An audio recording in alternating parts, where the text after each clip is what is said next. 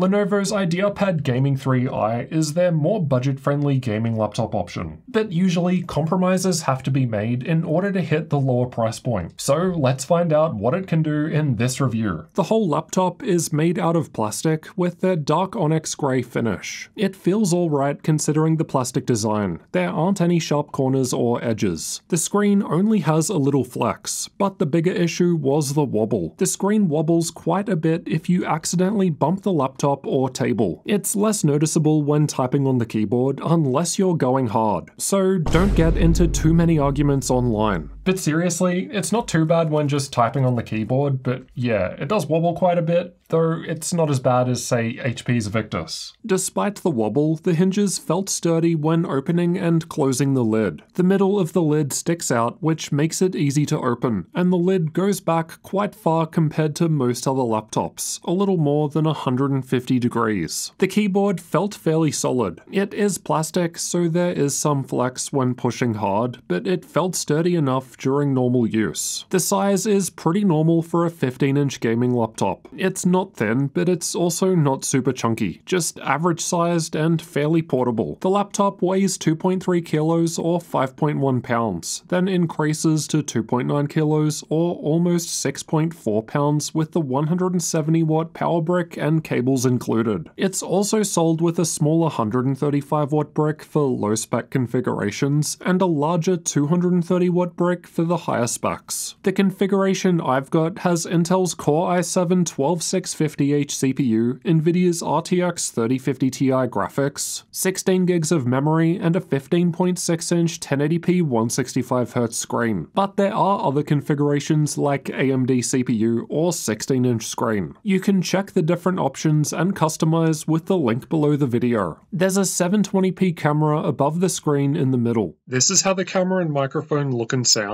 and then this is what it sounds like while I'm typing on the keyboard. And as you can see, there is some wobble to the screen while I'm doing this. The camera doesn't have Windows Hello Face Unlock, but it's got a physically sliding privacy shutter. Do you ever get the feeling someone's watching you from the other side of your camera? Don't let hackers take over your computer. The best way to stay private on your laptop is with Private Internet Access, the sponsor of this part of the video. Private Internet Access is the world's most transparent VPN provider, with over 30 million downloads. This powerful software hides your IP address and reroutes your internet traffic through an encrypted tunnel. This way, your browsing traffic stays hidden from everyone, be it your internet service provider or cybercriminals. With servers in over 83 countries and in each and every single US state, this VPN offers you a stable and secure connection anywhere, anytime. Click my link below the video to get a massive 82% discount on Private Internet Access. That's just $2.11 a month. And you also get 3 months added to your subscription for free. And now back to the laptop review. My keyboard has a single zone of white backlighting, but there's also an all blue option or a 4-zone RGB option. There are 2 levels of brightness which can be adjusted by holding function and pressing the spacebar, and all keys and secondary functions get lit up. Personally, I liked typing on the keyboard and thought it was fine, but my partner, who used it more than me while testing, wasn't a fan. She got pretty mad and found some buttons were harder to press down than they should be, but she experiences this with every Lenovo laptop we've had, and I've never noticed this, so your mileage may vary.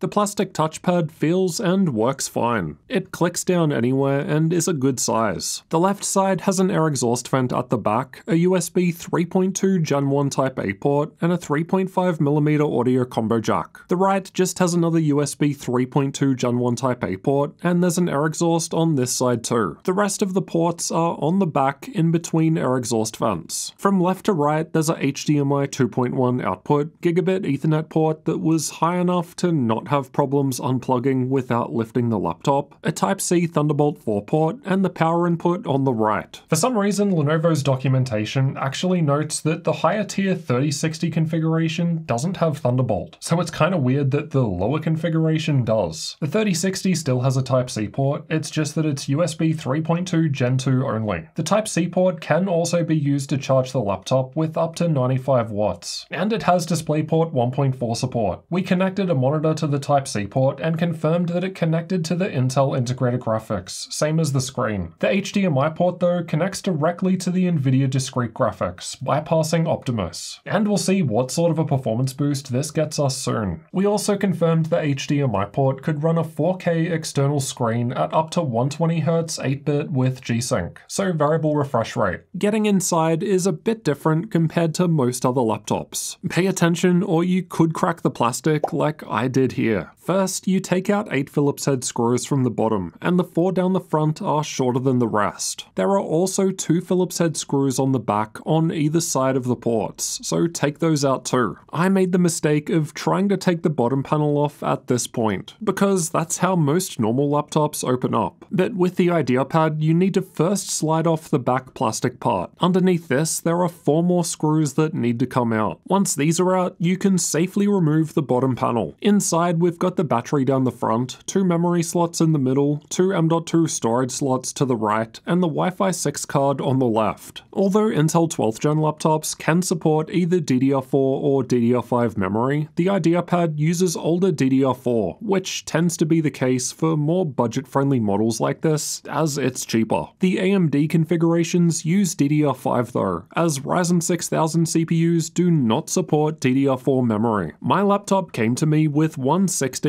stick, so single channel. I would have preferred to see dual channel memory, as this can significantly boost some workloads and games. Not everyone wants the hassle of upgrading themselves. I'll demonstrate the performance difference later, but otherwise, unless specified, assume all testing was done with the stock RAM. The SSD that came installed is the shorter 2242 size, so keep that in mind if you're swapping it. The longer 2280 size used by the empty M.2 slot is more common, but the longer slot only supports PCIe Gen 3 drives. You've got to use the smaller one if you want the faster PCIe Gen 4 speeds. The speeds from the installed 512GB NVMe M.2 SSD were decent for a PCIe Gen 3 drive, so you could upgrade to a faster Gen 4 drive if you really wanted. Again, just make sure it's a 2242 size. The Wi-Fi performance wasn't great compared to others. This is the slowest result I've recorded so far, but it's not too far off compared to other Realtek options. To be fair, it's perfectly adequate for most people at home, and likely faster than most of your internet connections. But you should be able to upgrade it to a faster Intel option for like $20. I took off half a point from the upgradability score because of the smaller SSD size limit, and I also removed half a point from ease of access due to the extra hidden screws, which resulted in me cracking the plastic. Sure, it's easy enough to open once you know how. If you followed the manual, you'd be fine. But I mean, if I've opened 200 plus laptops at this point and did this, I'm sure someone else will too. The speakers sound average, but get fairly loud. There's only minor bass, and they sound a bit muffled at higher volume, but I still preferred how it sounded compared to the far more expensive Razer Blade 14. The latency mon results weren't looking too bad. My laptop is powered by a small 3-cell 45Wh battery, but there's also a larger 4-cell 60Wh option available too, which I'm guessing would use more of that empty space to the left. That space otherwise seems to be wasted here. There's no option of installing a 2.5-inch drive. The larger 16-inch model can go up to an even larger 4-cell 71Wh battery. The Vantage software gives you the option to set iGPU only mode, which basically disables the more power-hungry NVIDIA graphics to try and make the battery last longer. You can also select auto mode, which makes this change automatically when you unplug the charger. The software also lets you enable conservation mode, which keeps the battery charge level around 75 to 80% to help with longevity, but this can't be enabled at the same time as rapid charge. Like other Lenovo laptops, you can hold the function key and press R shortcut to change the screen's refresh rate, and a lower refresh rate should increase battery life. Unfortunately, this change isn't automatic like with Asus and MSI laptops, but I found it to increase battery life during video playback by 6% or 14 minutes. It's not doing too bad compared to others, considering that most of the other machines nearby have larger sized batteries. MSI's Crosshair 15 just below it is double the size at 90 Wh, but lasted about the same amount of time in the video playback test. AMD Ryzen based laptops generally last longer in these tests though. The IdeaPad I bought a couple of of years ago lasted 45% longer despite having the same sized 45 watt-hour battery. Let's check out thermals next. There are a couple of heat pipes shared between the CPU and GPU with two fans, which exhaust air out of both the left and right sides, as well as out the back. Lenovo claims they've increased fan airflow by 10% compared to last gen. There are holes directly above the intake fans underneath for air to get in. The Lenovo Vantage software lets us change between 3 different performance modes, which from lowest to highest are quiet, balance, and performance. You can't use performance mode when unplugged and running on battery power. In balance mode, you can enable the AI setting, which is meant to run with optimized settings, but only in supported games. The software also has a GPU overclock option, which boosts balance and performance modes by this much, but you can customize the values here too. If you swap to quiet mode, the GPU overclock isn't actually applied, despite the option still appearing as enabled in Vantage. You can also cycle through the 3 different performance modes by holding function and pressing the Q key. Changing the performance mode also changes the color of the power button, so you can easily see which mode you're in at any time. This shortcut doesn't rely on Windows software either, so it works fine in Linux. The internal temperatures were cool when just sitting there idle. The rest of the results are from combined CPU and GPU stress tests, which aim to represent a worst-case full-load scenario. You don't need to worry about high temps with this machine. We're barely passing 70 degrees Celsius worst case in the highest performance mode, and I consider this to be ice cold when it comes to gaming laptops under load. We can see why the temperatures aren't that high when looking at the power limits being reached. Nvidia's RTX 3050 Ti graphics maxes out at 85 watts, and this was the same whether or not the CPU was also under load or idle. The CPU was limited to just 30 watts though, and it could actually go higher to 35 watts in the lower balance mode because the GPU was instead limited to just 60 watts there. This is why the CPU clock speeds, shown by the blue bars, were highest in balance mode, because the CPU is using more power. The GPU clock speed in green was 200 MHz plus lower than performance mode though, because as we just saw, performance mode runs the 3050 Ti at the higher 85 watts consistently. The cooling pad I test with, linked below the video, made no change to the performance because thermals aren't even close to being a limit, but it could still be used to lower the temperatures by 3 to 6 degrees. Here's how an actual game performs with the different performance modes in use. Balance plus AI and performance were all essentially the same. A 1 FPS difference is within the margin of error. The CPU power limits are able to go higher when the GPU isn't being used. Performance mode runs stable at 70 watts, while balance runs a little lower at 60. This is the first time we've had Intel's 10-core 16-thread i7 in a laptop. It's not doing as well compared to the other 12th gen i7 chips in multi-core, as expected, because those are 14-core 20-thread parts. The i7 in the IdeaPad still has 6 P-cores, just like those higher tier i7s, but half the E-cores, so its single-core score ends up a fair bit ahead compared to other laptops that are nearby in multi-core scores. Performance drops back when we unplug the charger and instead run purely off of battery power. The single-core score hardly changed and is quite good compared to most other laptops tested, even much more expensive higher tier models. But now even a 6-core 12-thread AMD laptop from last generation could beat it in multi-core performance. Most laptops I test are in the low 30 degrees Celsius range on the keyboard at idle, and the IdeaPad was a bit cooler than this, a good result. It gets a bit warmer with the stress tests running, but it's still fairly cool. I've had laptops at these temperatures when they're idling. Balance mode was much the same, mid-30s in the center, a little warm to the touch, but it feels fine. The highest performance mode wasn't too different despite the higher performance on offer. This is because the fans get faster and louder. Let's have a listen.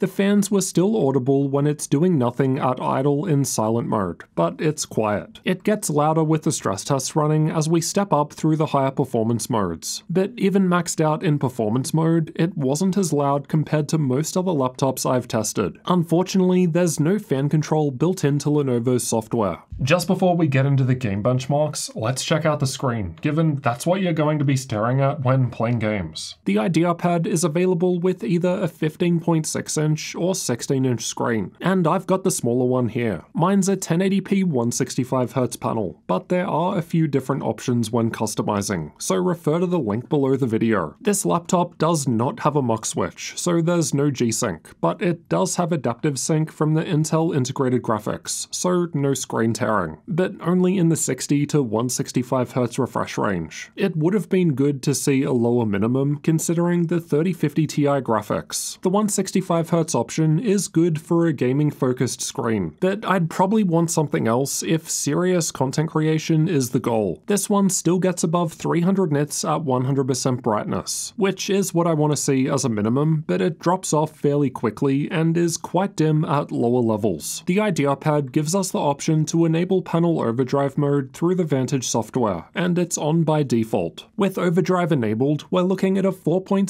millisecond average grade-to-grade response time, but the overdrive mode does mean there's a little overshoot and undershoot. That's why it's good to at least have the option of turning it off, but doing this slows the response time to 7 milliseconds. Overdrive on is actually a great result when compared to other gaming laptops, much better compared to others that I'd classify to be in the same league as the IdeaPad. It's worth keeping in mind that a better screen like this will cost more money, so definitely expect worse results all round with the cheaper 120Hz option. The total system latency is the amount of time between a mouse click and when a gunshot fire appears on the screen in CSGO. The result isn't as impressive despite the relatively fast screen, which I suspect is due to this laptop not having a mux switch, as being able to turn off Optimus and bypass the integrated graphics generally lowers latency. Backlight bleed wasn't bad at all, but this will vary between laptops and screens. Now let's find out how the IdeaPad Gaming 3i actually performs in games and compares against other laptops. We've tested with both the laptop's stock memory in single channel and with an upgrade to dual channel memory to show you what the differences are. Cyberpunk 2077 was tested the same on all laptops, and I've got the IdeaPad highlighted in red, one for the stock memory and another with the upgraded memory. The upgraded RAM is giving us a 38% higher average FPS compared to the stock RAM, which is a crazy difference for such a simple change. I know this is a more budget-friendly gaming laptop, but I think most people would be happy to pay a little more to get such a good gain. Another stick of memory is what, less than $50 or so? Sounds worth it to me. Personally, I think Lenovo should have just included it, but at least it's not too expensive to upgrade yourself. Red Dead Redemption 2 was tested with the game's benchmark tool. The memory upgrade was giving us a 20% higher average FPS now, so not quite as much as in Cyberpunk, but still a really nice boost. I mean, the IdeaPad with stock RAM is basically performing the same as a 13-inch tablet with the same GPU that has half the power limit, so it's not exactly getting the most from the hardware with single-channel memory. With the upgraded memory, it's closer to an RTX 2060 from last generation, and the best result I've seen so far from any RTX 3050 Ti gaming laptop. Control is a GPU-heavy game, and I've found that the difference between single-channel and dual-channel memory doesn't really affect this one, so we're basically getting the same performance with either memory configuration. Just goes to show that the memory upgrade isn't always that important. But that said, I still really think it's worth doing for the games that do benefit. You can check out the memory I upgraded to with the link below the video. You could of course further increase FPS with features like DLSS or FSR. If you want to see how those do in 14 games at all setting levels, then check out this video after this one, as we've benchmarked way more games there. So upgrading the RAM could definitely help improve FPS in some games, but what about connecting an external screen? The IdeaPad does not have a mux switch, as that's a feature that's generally only found in more premium laptops, and this is meant to be a more budget-friendly design, so that's kind of expected. But this potentially means that it can be bottlenecked by the integrated graphics. Although the frames from the games are rendered on our RTX 3050 Ti graphics, they have to travel via the Intel integrated graphics before reaching the screen. And it's that iGPU in the center which can act as a bottleneck. And it's especially bad in esports games or any games that hit super high frame rates, because the more frames coming from the 3050 Ti into that iGPU will make the bottleneck worse. Connecting a monitor to that rear HDMI port solves this, because it connects directly to the 3050 Ti graphics and bypasses the integrated graphics entirely. In Shadow of the Tomb Raider, using the stock RAM with the laptop screen was the lowest result at 69 FPS. Not so nice in this case. Simply connecting a monitor to the HDMI port boosted average FPS by 7%. Not bad for such a simple change. A larger 15% boost to average FPS is possible if we instead upgrade the RAM, a bigger difference. Interestingly, using an external monitor with the upgraded RAM didn't give a further performance boost in this game, so upgrading the memory is still the best move. Here are the 3D Mark results for those that find them useful. Now for some content creator tests. Adobe Premiere was tested with the Puget Systems benchmark tool. I've got some other 3050 Ti laptops with a little higher maximum power limit ranges that seem to be doing better, despite having last-gen 8-core CPUs. Adobe Photoshop likes single-threaded performance, and the 12th gen i7 is able to deliver this. So that's why it's now scoring basically the same as the far more expensive Alienware M15 R6 with RTX 3080 graphics. GPU power matters more in DaVinci Resolve, which is why the 3050 Ti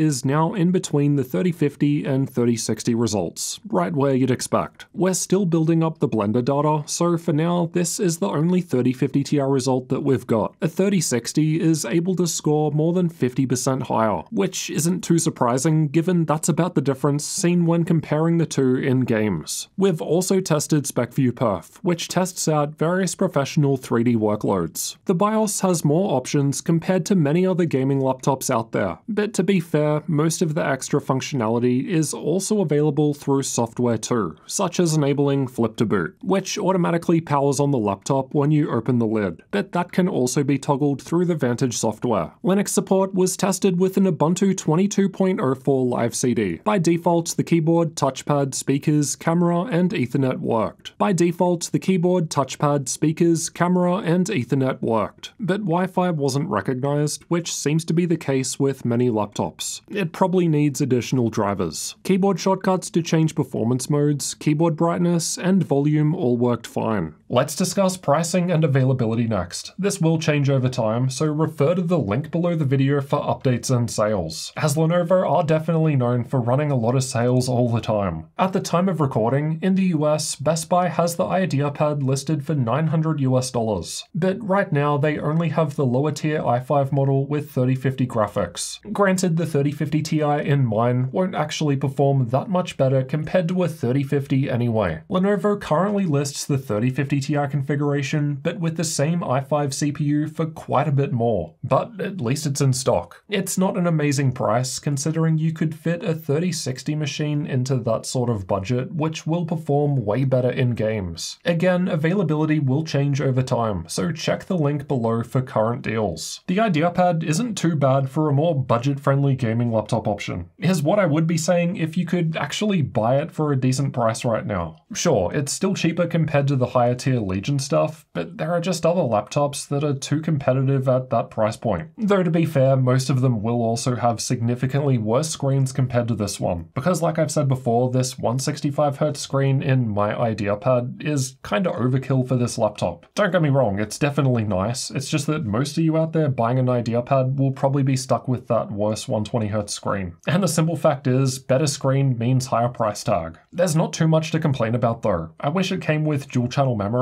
as honestly, even for like $50 more, I think that's worth it considering it can boost games anywhere between 20 and 40%. Though as we did also see, some games saw no benefit. If you do buy this laptop and it comes with single channel memory, I would suggest upgrading and putting another stick in. Although the battery life in this model wasn't that great, you can also get it with the largest 60 Wh battery, while that largest 16-inch version has a 71 Wh battery, and I would expect those to last longer, especially if you pair it with an AMD Ryzen CPU, as those just seem to last better on battery compared to Intel. And Lenovo does also sell the IdeaPad Gaming 3 with an AMD CPU, so then which should you get, Intel or AMD? Check out these videos next to find out all of the differences between Intel and AMD laptop CPUs this year. We've tested 21 games at 2 resolutions in this one if you want to see the gaming differences, or if you don't care about gaming, then check this one as we've tested applications like video editing, 3D modeling, and compilation. So I'll see you over in one of those next.